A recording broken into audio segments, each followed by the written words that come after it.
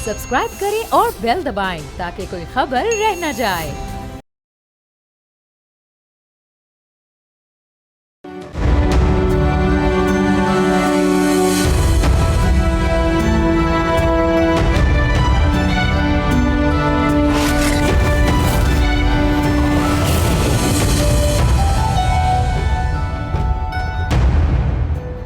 सदर ट्रंप की जानिब से ईरान को दी गई जंगबंदी की डेडलाइन अब तेजी से अपने इख्तिताम की तरफ बढ़ रही है। अमरीकी सदर ने सख्त लहजे में खबरदार किया है कि अगर मंगल तक स्ट्रेट ऑफ हुर्मुज़ को मुकम्मल तौर पर बहाल ना किया गया तो चंद ही घंटों में ईरान के बिजली घरों और पुलों को मुकम्मल तौर पर तबाह कर दिया जाएगा।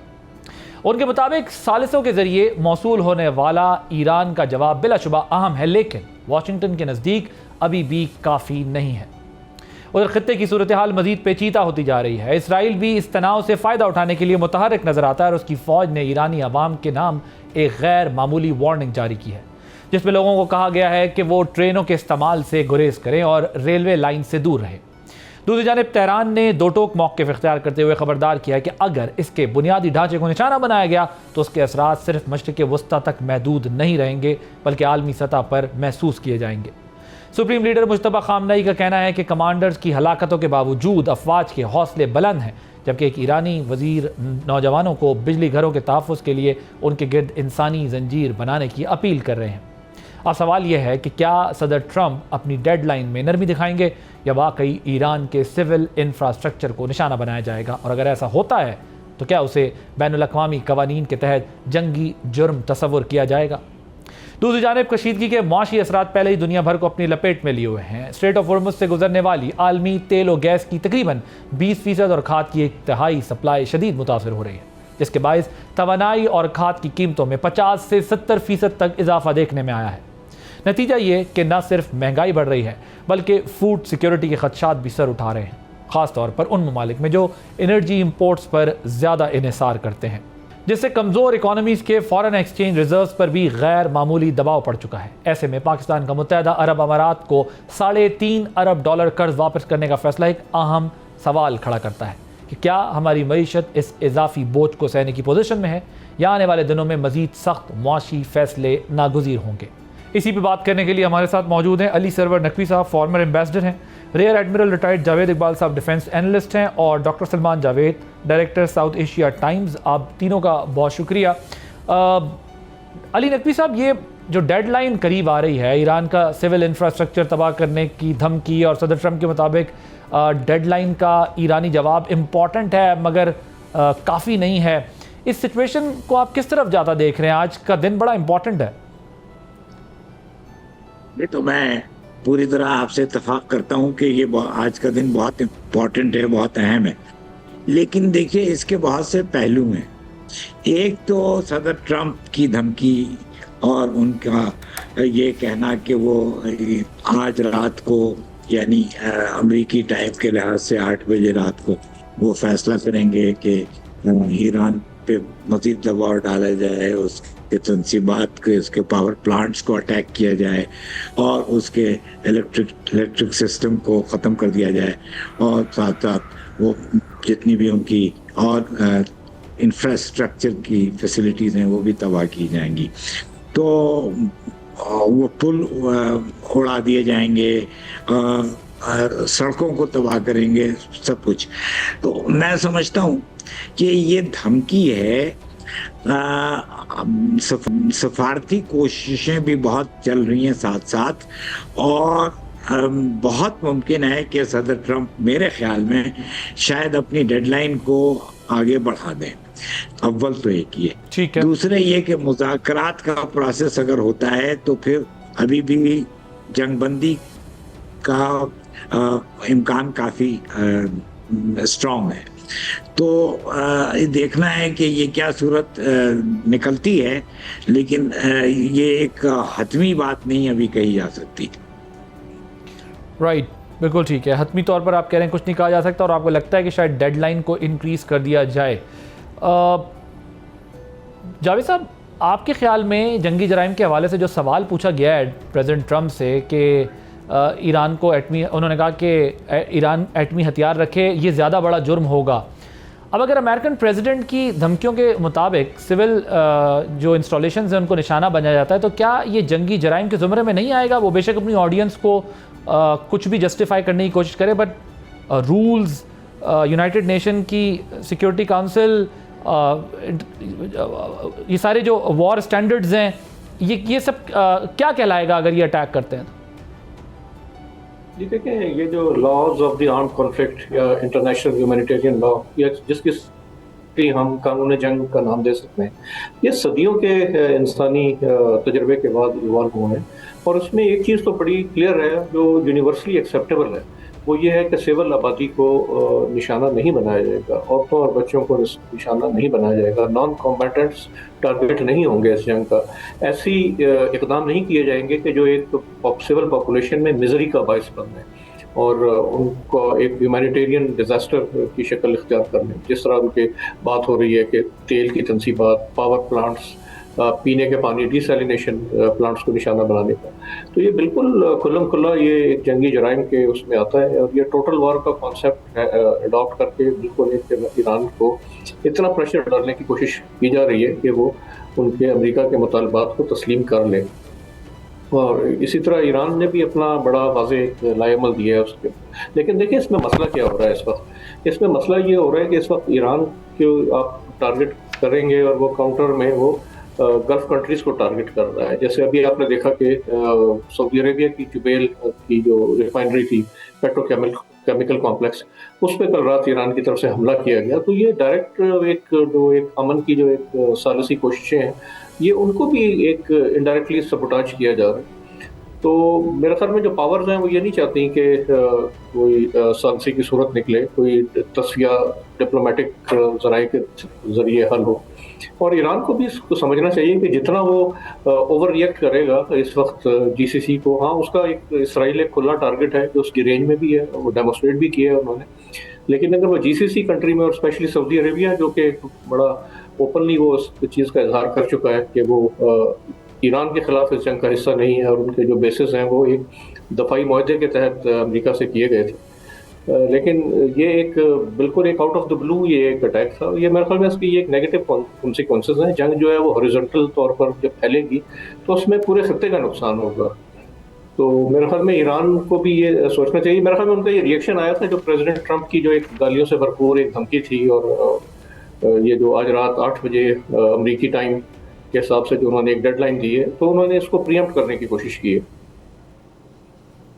ठीक है, ये मैं ज़रा डोनाल्ड ट्रंप अमेरिकन प्रेसिडेंट की जो ट्वीट भी आई है आज, उस पर ज़रा बात करना चाहता हूँ। ये जिसमें वो कह रहे हैं whole civilization will die tonight, never to be brought back again. I don't want that to happen, but it probably will. However, now that we have complete and total regime change, where different, smarter and less radicalized minds prevail, maybe something revolutionary wonderful can happen. Who knows? Question mark. We will find out tonight. One of the most important moments in the long and complex history of the world. 47 years of extortion, corruption and death will finally end. God bless the great people of Iran. Salman Saab, you would like to comment on this first and then I'll ask you some other questions as well. बहुत शुक्रिया आपका। देखें, Donald Trump साहब की जो tweets हैं या उनकी जो स्पीचेस हैं, अगर आप वाइट हाउस की जो उनकी वो स्पीच है जिसके अंदर उन्होंने अभी रिसेंटली बात की थी, तो वहीं से उन्होंने एक अंदिया दे दिया था कि वो जंग को ख़त्म करने के फ़िलहाल हक़ में नहीं है जब तक कि उनको या तो एक जिसे कहते हैं कि एक ऑनरेबल एग्ज़िट नहीं मिल जाता, यानी उनकी जो फेस सेविंग है वो नहीं हो जाती, या फिर वो ऑफ कोर्स कोई एक ऐसा इरेशनल स्टेप नहीं ले लेते जिसके बाद फिर दुनिया जो है वो उनके वॉर ऑब्जेक्टिव्स को जो है वो एक्सेप्ट करना शुरू कर दे। लेकिन ऑफ कोर्स ये एक एस्पेक्ट है और उसके अंदर वो अपनी शायद बहुत से लोग इस पर तज्जिया करें, अपनी फ्रस्ट्रेशन दिखा रहे हैं। But when it comes down to negotiations, तो टेबल टॉक होते हुए इस तरह की जो पीछे से पॉलिटिकल स्लोगनरिंग होती है ये इंपॉर्टेंट होती है बाज़ जगहों से, ताकि आप ये दिखा फरीकैन दोनों ही ये दिखा सकेंगे कि जो भी नेगोशिएशन पे बात हो रही है उसके अंदर हमारा पलड़ा भारी है। तो उन्होंने अपनी डोमेस्टिक ऑडियंस को भी सेटिस्फाई करना होता है और उन्होंने इंटरनेशनल ऑडियंस को भी एक ऑप्टिक्स और मैसेज देना होता है। So we need to see these tweets, these statements in that context as well. अब वो हमला होता है आज नहीं होता, ईरानियंस ने जैसे आज सुबह एक हमला कर दिया और जिसपे अभी एडमिरल साहब भी बात कर रहे थे, जो जुबैल के उन्होंने पेट्रोकेमिकल के ऊपर किया, Now this was something which I won't call a preemptive strike because इस वक्त एक सालसी की कोशिश हो रही है और वो भी एक बरादर इस्लामी मुल्क पाकिस्तान में हो रही हैं। और अभी आज से 5 घंटे पहले उनके जो पाकिस्तान में उनके एम्बेसडर ईरान के, उन्होंने ट्वीट किया जी कि पाकिस्तान एक बहुत क्रिटिकल स्टेज पे पहुंच चुका है इस नेगोशिएशन के हवाले से। तो जब ये सब कुछ हो रहा है तो इस तरह की कोई भी स्ट्राइक किसी भी ऐसे मुल्क के ऊपर जिसकी तरफ से आपकी तरफ कोई ऑफेंस नहीं लॉन्च हुआ, ये ना समझ में आने वाली बात है। ये मिलिट्री स्ट्रेटजी, ये जो हॉरिजॉन्टल एक्सपेंशन है, ये ना समझ में आने वाली बात है। तो ये भी देखना होगा कि अगर ईरानियन स्ट्रेटेजिक माइंडसेट एक साइड के ऊपर पाकिस्तान के साथ बैठ के उसकी मीडिएशन में बातचीत कर रहा है, तो कौन दूसरी साइड पे ईरान के अंदर है जो कि इस सारी चीज़ को स्कटल या सबअटैच करना चाहता है। और same goes for of course some other countries in the Gulf region as well. और इसमें देखें एक ही फरीक है जो कि सबसे ज़्यादा इसके अंदर फ़ायदा उठाएगा, और वो एक सहूनी रियासत है, ज़ायनिस्ट लोग हैं वहाँ पे जो कि नहीं चाहते कि एक सेटलमेंट जो है वो किसी भी नतीजे के ऊपर पहुँचे। तो डोनाल्ड ट्रंप साहब की भी जो ट्वीट है, ये सारी चीज़ें, ये तो वो ड्रैग चूके हो गए इस चीज़ के ऊपर। And everybody now needs to build a golden bridge for him. वो हम कहते हैं स्ट्रेटेजिक टर्म्स में कि जब आप कहीं पे फंस जाएं तो जो आपका फरीक मुखालिफ होता है उसके लिए गोल्डन ब्रिज आप तामीर करके दे ताकि वो वहाँ से रिट्रीट कर सके, ताकि उसको सुबकी महसूस ना हो। So we need to do that. ये तमाम फरीक़ैन को समझनी चाहिए। If Iran is not going to accept this कि उसको गोल्डन ब्रिज अब तैयार करके देना है, तो डेफिनेटली वो भी इरेशनैलिटी की तरफ जाएंगे, और अमेरिकन और इसराइलीज तो पहले ही रैशनल होकर बैठे हुए हैं। जी नकवी साहब, ये ईरान के पाकिस्तान में जो सफ़ीर हैं, अभी सलमान साहब भी जिसके बारे में बात कर रहे हैं कि जंगबंदी के लिए पाकिस्तान की कोशिशें क्रिटिकल स्टेज पर हैं, इस स्टेटमेंट को आप किस तरह रीड कर रहे हैं? और जो सऊदी अरब पर किए गए हमले से ये प्रोसेस कितना इफ़ेक्ट कर सकता है, इस पर भी कमेंट कीजिएगा। और ये जो डोनाल्ड ट्रंप ने ट्वीट की है, इस पर भी आपका तबसरा चाहिए। देखिए, पहली बात तो सऊदी अरब, वो ईरान के जो सफ़ीर हैं वो बड़े अच्छे आदमी हैं और उनका बहुत मुस्बत रवैया है। और वो ये शुरू से कह रहे हैं कि वो पाकिस्तान का बहुत मुस्बत रोल है और एक पॉजिटिव इंडिकेशन दी है। मैं उसको अहम समझता हूँ। दूसरे, जहाँ तक ट्रंप की ट्वीट का सवाल है, वो तो कल उसने जो प्रेस कॉन्फ्रेंस में बातें की हैं वही हैं, और वो मेरा तो ख्याल है कि वो जितना डरा सकता है डराना चाह रहा है, लेकिन उसने मुज़ाकरात का रास्ता भी खोला रखा है। तो मैं समझता हूँ कि उसकी डेडलाइन मुमकिन है एक्सटेंड हो जाए। मेरा अपना ज़ाती ख्याल है, वो शायद अनाउंस करे कि वो उसने उसको और तौसी उसकी कर दी है।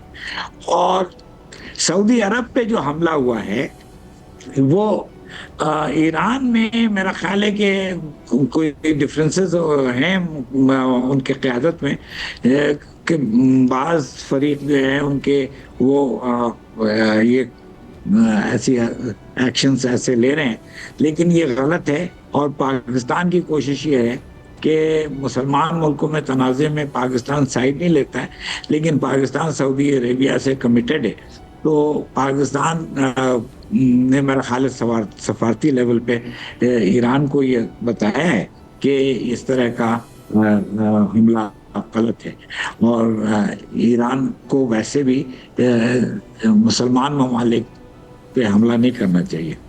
ओके, ठीक। एडमिरल साहब, ये अमेरिका का फौरी मकसद जो है वो स्ट्रेट ऑफ हॉर्मुज़ को खुलवाना है। क्या फ़ौजी ताकत से ये जो सी रूट है इसको ओपन करना और बहाल रखना, सस्टेन करना मुमकिन होगा जब तक कोई डील ना हो? एक और डोनाल्ड ट्रंप की ट्वीट के ऊपर भी आप प्लीज़ कमेंट कीजिएगा। जी, फौजी ताकत से देखें, ताकत का हम अगर स्केल डिटरमिन करने की कोशिश करें तो हाँ, अगर वो एक एक्सट्रीम मेजर्स लेने पर आ जाते हैं, जैसे कोई टेक्निकल न्यूक्लियर वेपन की बात हो रही थी, टैक्टिकल न्यूक्लियर वेपन और ग्राउंड ऑपरेशन की बात हो रही थी, उसमें वो बहुत सा नुकसान उठाएंगे और शायद वो खुलवा भी लें अपना हकूमत, लेकिन उनको खुद का जो पहुंचने का नुकसान है वो उस जंग के फ़वाइद से कहीं ज़्यादा होगा। तो मेरे ख्याल में वो इसीलिए वो इस ऑप्शन की तरफ नहीं जा रहे हैं और ईरान के ऊपर दबाव का इजाफा किया जा रहा है और उनकी नर्व से, उनकी विल पावर से खेला जा रहा है। क्योंकि जंग तो होती ही दो जो विल पावर के दरमियान एक जंग है कि आप किस तरह इन्फ्लुएंस करते हैं दुश्मन के माइंड को। तो इस वक्त उनका ये कैरेट एंड स्टिक कि वो खुद भी ये कह रहे हैं कि अब नई क़यादत आ गई है जो कि रैशनल है, रीजनेबल है, उम्मीद है कि वो बात मानेंगे। दूसरी तरफ वो स्टोन एज की बात कर देते हैं और कहते हैं कि एक रात में, जैसे आपने कहा, कि सिविलाइजेशन ख़त्म हो जाएगी। तो जो दूसरी आपने हुर्मस वाली बात पे मैं दोबारा आता हूँ कि और क्या ऑप्शन हो सकती है, तो मेरे ख्याल में डिप्लोमेटिकली भी अभी जो है वो यूज़ ऑफ फोर्स की ऑप्शन नहीं रही। आपने देखा कि एक जो यूएन सिक्योरिटी काउंसिल में एक रेजोल्यूशन मूव होने जा रही है जिसमें ये यूज़ ऑफ फोर्स की इस्तदा की गई है कि यूएन सिक्योरिटी काउंसिल की एंडोर्समेंट मिल जाए, और जो अमेरिका के ऐसे इत्तेहादी जो इस वक्त हिचकिचा रहे हैं तो उनको उनके लिए कानूनी जवाब मिल जाएगा। लेकिन आपने देखा कि इस पे चीन की तरफ से एक बड़ा स्ट्रॉन्ग एक डिप्लोमेटिक मैसेज आया है। उसमें चीन ने कहा है कि इस मसले का कोई फौजी हल नहीं हो सकता, इसको मुसालती कोशिशों से हल करने की ज़रूरत है। तो मेरे ख्याल में इसमें इस वक्त जो यूज़ ऑफ फोर्स का ऑप्शन जो है वो जिस तरह के अटैक आपने देखा कि उन्होंने अपने पायलट्स को रेस्क्यू करने के लिए एक मिलिट्री ऑपरेशन किया, स्पेशल फोर्सेस इंडक्ट की, पायलट रेस्क्यू किया, उसके ऊपर भी मुतज़ाद आरा पाई जाती हैं कि वो पायलट का रेस्क्यू था या अफज़ुदा यूरेनियम को बाहर ले जाने की कोशिश थी। तो मेरे ख्याल में जैसे ही अभी चीज़ें आगे बढ़ेंगी तो उसमें मज़ीद क्लैरिटी आएगी। लेकिन इस वक्त यूज़ ऑफ फोर्स से अपना हुर्मुस को नहीं खुलवाया जा सकता। डिप्लोमेटिक नेगोशिएशंस के through win win win situation करने की ज़रूरत है। पाकिस्तान की जो मुसालती कोशिशों में जो 2 स्टेप्स सोल्यूशन जो है सामने आया है, इस वक्त रोटर्स ने रिपोर्ट किया था, उसमें भी पहला मरला यही है कि सीज़ फायर किया जाए, फ़ौरन जंगबंदी की जाए, अपना हुर्मुस को खोला जाए, और उसके बाद फिर उस दौरान उसकी जो जुज़ियात फाइनलाइज की जाएँ, और फ़ेज़ 2 में जाके फिर जो ईरान के तहफ़्फ़ुज़ात हैं उनको भी मुनासिब तरीके से एड्रेस किया जाए, जो अमेरिका के तहफ़्फ़ुज़ात हैं उनको भी मुनासिब तरीके से एड्रेस किया जाए। मगर इसमें सबसे बड़ा रोड ब्लॉक इस वक्त इसराइल है, और जो जिस तरह इसराइल इस वक्त ट्रंप के एसाब पर हावी है, तो ये चीज़ गुत्थी सुलझाना इसको अमेरिका ही सुलझा सकता है कि किस तरह वो उसको ईरान को एक शट अप कॉल के ज़रिए उसको रेस्ट्रेन करे, ताकि एक वो अमेरिका अपना एक सुपर पावर का स्टेटस, एक ग्रेट पावर का स्टेटस जो है वो बरकरार रख सके। वरना अगर अमेरिका इस दलदल में पूरी तरह से उलझ गया और उससे एक वनरेबल एग्जिट नहीं कर सका, तो उसकी एक जो चीन की और रूस के साथ जो उसकी एक पावर स्ट्रगल है, तो उसमें उसको बहुत धचका पहुंचेगा। अगर पेट्रो डॉलर का तवाज़ुन जो है वो युआन डॉलर की तरफ चला गया या किसी और करेंसी में शिफ्ट हो गया, तो एक बहुत बड़े मसले का सामना होगा अमेरिका को। ठीक है, बिल्कुल सही है। Will take a short break here.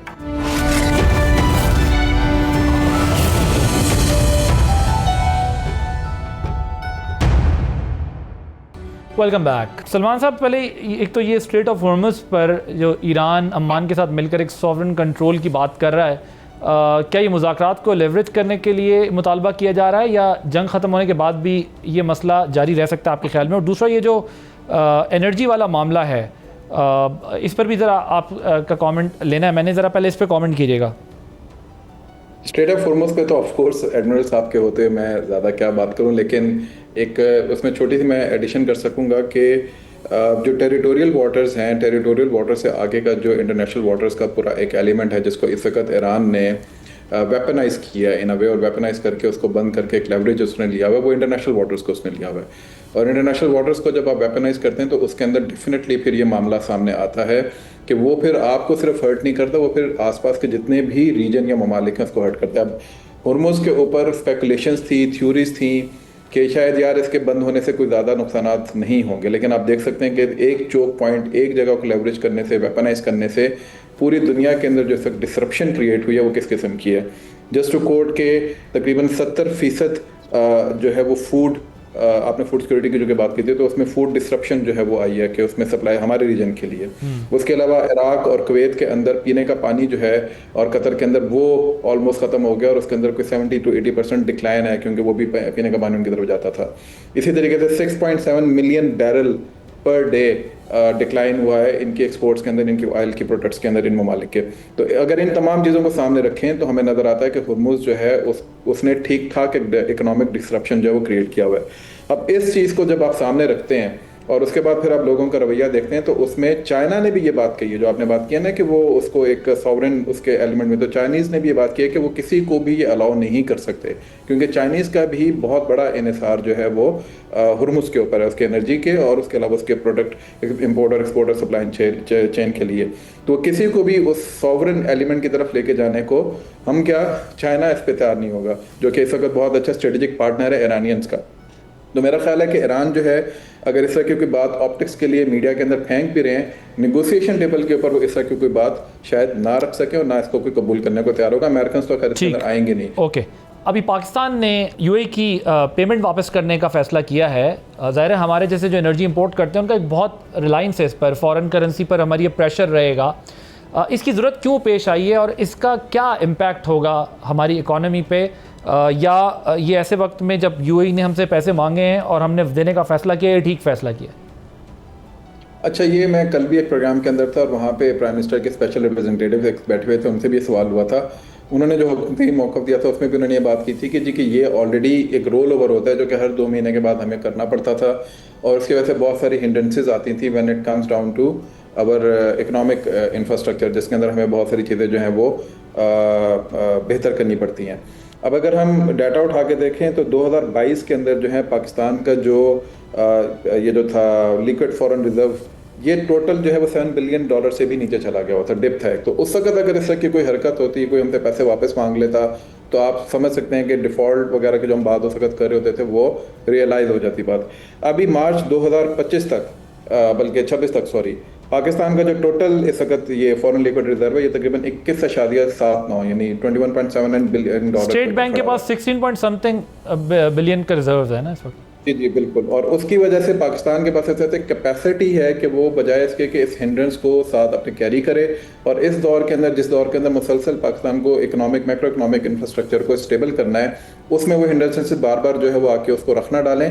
Pakistani actually decided, और ये दिसंबर के अंदर ये सारी बात हुई थी, इस कॉन्फ्लिक्ट को तो शुरू हुए उस वक्त शायद 1-2 महीने थे, और पाकिस्तान ने तो उस वक्त अपने कोई इस डिप्लोमेटिक एफर्ट के अंदर इतने कदम भी नहीं जमाए थे। तो मेरा ख्याल है कि इस चीज़ को पाकिस्तान की मीडिएशन, डिप्लोमेटिक एफर्ट्स और तमाम चीज़ों से जोड़ना, एक मेरा ख्याल है कि एक खामखा की असम्पशन या स्पेकुलेशन है। तो ये पाकिस्तान का अपना एक अच्छा डिसीजन है। और यूएई के साथ जो हमारे ताल्लुकात हैं मुत्तहदा अरब अमारात के साथ, अगर आप उसको देखें तो तकरीबन 1.6 मिलियन लोग हमारे वहाँ पे बसते हैं। ये मेरा ख्याल है सेकंड लार्जेस्ट डायस्पोरा है हमारा सऊदी अरब के बाद यूएई के अंदर। और पाकिस्तान ने के लोगों ने, पाकिस्तान के स्किल्ड और अनस्किल्ड लेबर ने, पाकिस्तान के बहुत सारे जो पढ़े लिखे लोग हैं, उन्होंने जाके यूएई की डेवलपमेंट के अंदर ठीक ठाक किरदार अदा किया और आज भी कर रहे हैं।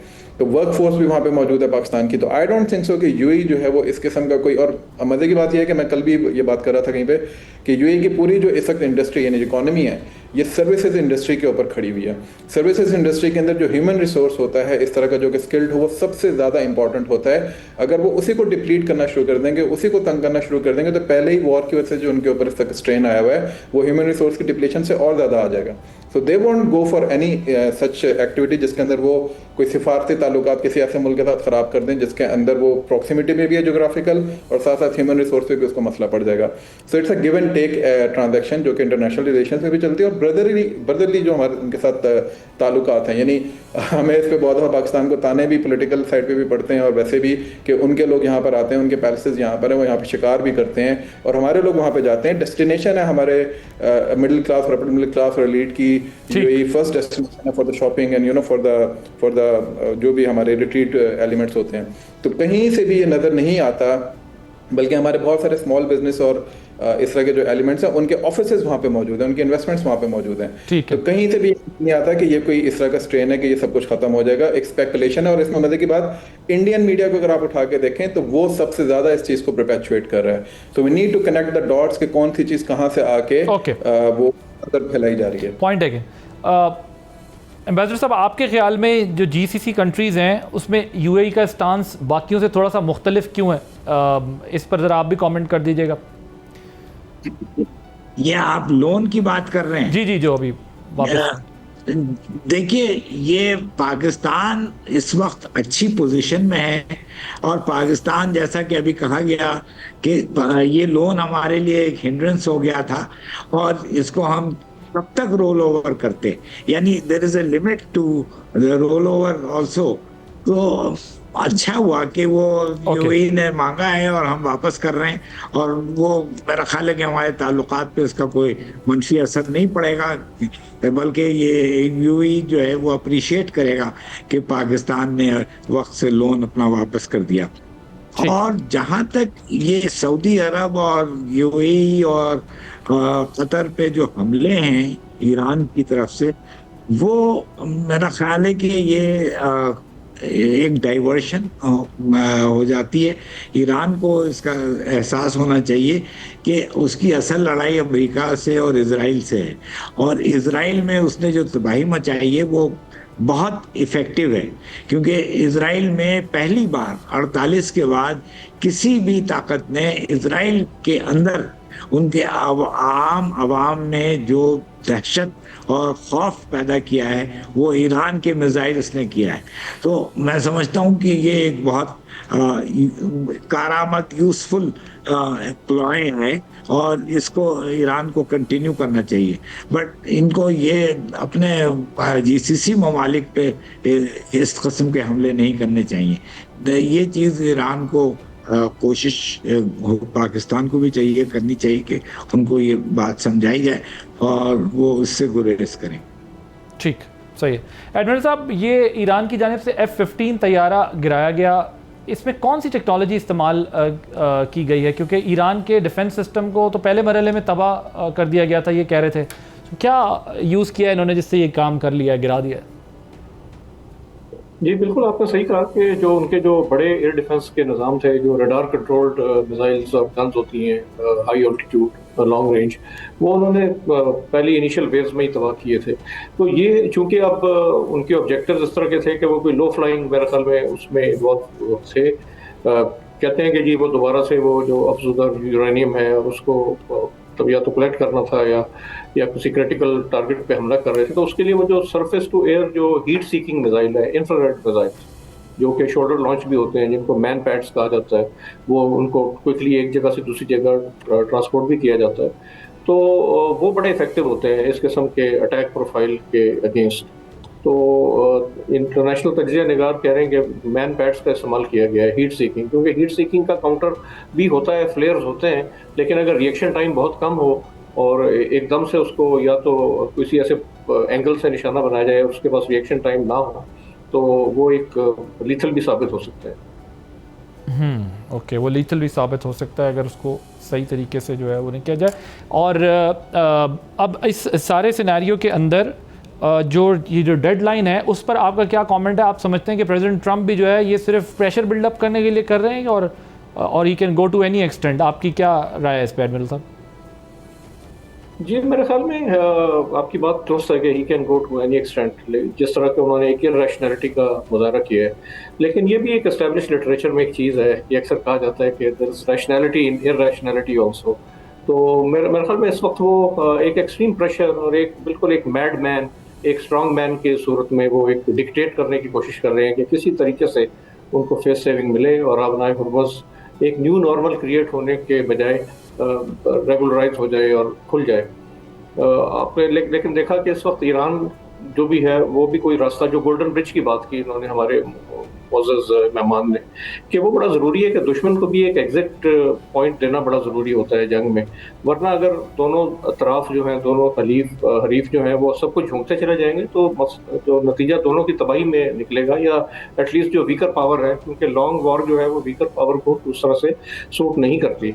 तो इस वक्त ईरान को भी ये सोचना चाहिए और कोई एक ऐसी इंटरम ऑप्शन पे, मैं ये नहीं कहता कि ईरान उसको एकदम से खोल दे, ईरान के अपने तहफ़्फ़ुज़ात हैं, उसको बड़ी स्ट्रॉन्ग किस्म की गारंटीज चाहिए इस वक्त, जो मेरे ख्याल में इस वक्त कोई भी मुल्क नहीं दे सकता, ना अमेरिका दे सकता है, ना चीन दे सकता है।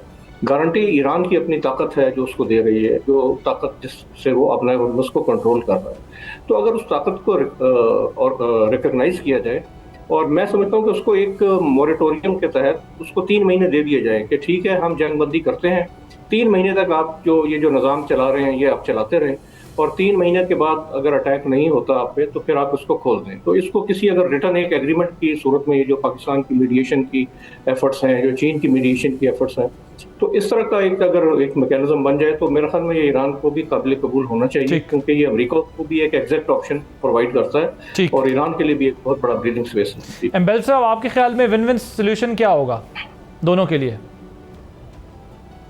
विन विन सोल्यूशन होगा सीज फायर। देखिए इस वक्त जो हॉस्टिलिटीज़ हैं, जो दोनों तरफ से हमले हो रहे हैं, उसको पहले रोकना चाहिए, उसके बाद मुज़ाकरात। पाकिस्तान का जो प्लान है उसमें यही 2 स्टेजेस की बात हुई है मुज़ाकरात जब वियतनाम की जंग चल रही थी और हेनरी किसिंजर भागे भागे पेरिस गए थे और वियतनाम का फॉरेन मिनिस्टर ल्यू डुक थू उस जमाने में था, तो वो दोनों ने पहले सीज फायर किया था और फिर पीस प्लान पे एग्रीमेंट हुई थी कई हफ्तों के बाद। तो मैं समझता हूँ कि ये एक लंबा प्रोसेस है मुज़ाकरात का, और इसमें अश्योरेंसेस ईरान को चाहिए कि उस पर दोबारा हमला ना हो, और उसकी जो ऊपर जो सैंक्शंस हैं, उसके जो पैसे फंसे हुए हैं वो रिलीज हो। जहाँ तक अमेरिका का सवाल है, अमेरिका न्यूक्लियर वेपन्स उनको नहीं लेने देगा, लेकिन अमेरिका और स्ट्रेट ऑफ हुर्मुज को खुलवाना चाहेगा। तो ये these are the basic points on which some discussion should take place, और ये मेरा ख्याल है कि ये एक प्रोसेस चलेगा जिसमें कि गिव एंड टेक होगा, और फाइनली दोनों की जो रिक्वायरमेंट्स हैं उस पूरी होनी होंगी। लेकिन at the moment the win win situation will be ceasefire, और मेरा ख्याल है कि ये उम्मीद करनी चाहिए कि ये हो जाए, और अगर ये नहीं होता है तो जाहिर है कि तबाही होगी और जंग चलती रहेगी। ठीक, राइट। 1 मिनट सलमान साहब, कंक्लूडिंग रिमार्क्स। विन विन क्या होगा दोनों के लिए? ऑलरेडी इस पे सीनियर्स मेरे दोनों जो है उन्होंने बड़ी अच्छी बात कर दी है, and I would like to remind कि इंडिया में जो एम्बेसडर है इजराइल के, उनका नाब गोस्वामी के साथ एक इंटरव्यू बड़ा मशहूर हुआ था, जिसके अंदर वो ये कह रहे थे, यू ऑलरेडी हैव वन रोग state that is Pakistan with the nucleus, you don't want a second one. और यही बात रेजोनेट और इको होती है जब आप ट्रम्प की बात सुनते हैं।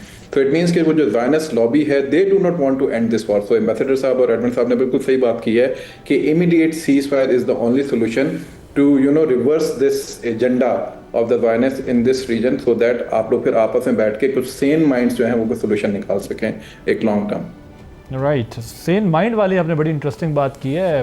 वो फिर सेन माइंड कहाँ से लाएं इस सारे प्रोसेस के लिए, but we are running out of time, वरना इसमें मजीद कमेंट्री हो सकती थी।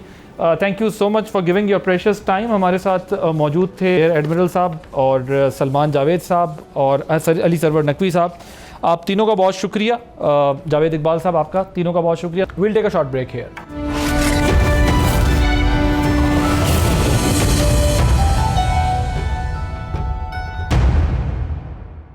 Welcome back. पाकिस्तान इस वक्त खित्ते में कशीदगी कम करने और जंग के साए टालने के लिए एक मुतहर्रिक और जिम्मेदार किरदार अदा कर रहा है। ये कोशिशें महज इनफरादी नहीं बल्कि दीगर ममालिक के साथ मिलकर की जा रही हैं और अमरीका समेत तमाम अहम फरीकैन के साथ मुसलसल और इंतहाई संजीदा सिफारती राब्ते जारी हैं। ऐसे में जब ईरान के संजीदा और बाशऊर हल्के भी सालिसी के अमल को सराह रहे हैं, ये उम्मीद की जा रही है कि तेहरान ऐसे किसी भी गैर ज़रूरी कदम से गुरेज करेगा जो इस नाजुक अमल को नुकसान पहुंचा सकता हो। लेकिन इस हसास मरहले पर ईरान की जानिब से सऊदी अरब पर मिसाइल हमला किया गया है, जो न सिर्फ एक गैर जिम्मेदाराना बल्कि इंतहाई ख़तरनाक इक़दाम है। ऐसा कदम इस तासुर को मज़ीद तक़वियत देता है कि कुछ अनासिर खित्ते में अमन नहीं बल्कि कशीदगी को हवा देना चाहते हैं। हकीकत यह है कि इस किस्म की कार्रवाइयाँ ख़ुद ईरान के अपने मफाद में नहीं दिखाई देती और पाकिस्तान जैसे ममालिक की जानिब से जारी अमन कोशिशों को भी कमज़ोर कर सकती हैं।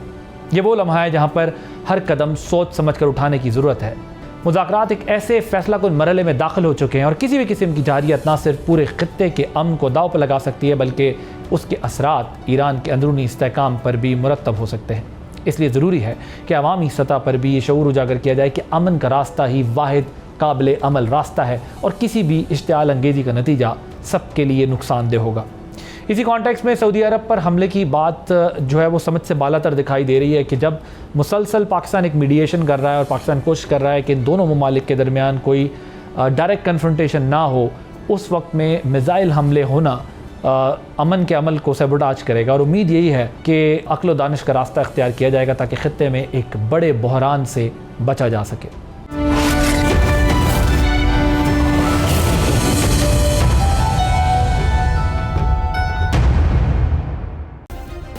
सब्सक्राइब करें और बेल दबाएं ताकि कोई खबर रह न जाए।